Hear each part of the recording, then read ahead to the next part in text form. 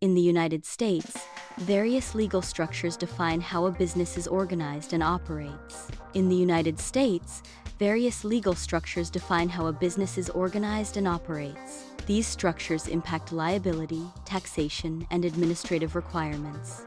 Understanding these differences is crucial for selecting the optimal structure for a specific business. A limited liability company, LLC, protects personal assets and offers flexible tax options, making it suitable for small to medium-sized businesses. Corporations are ideal for large businesses and startups seeking investment, as they are taxed separately from their owners. S-corporations, available only to U.S. citizens or residents, avoid double taxation by passing income to shareholders' personal tax returns. A sole proprietorship involves one person managing all aspects of the business, bearing both profit and risk. Partnerships are formed by two or more individuals sharing profits, losses, and liabilities.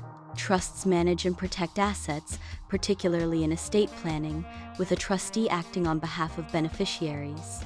An agency structure is a legal relationship where an agent acts on behalf of a principal. Meenysa Neal International Export Privat Limited Hops, meenysanealinternational.com.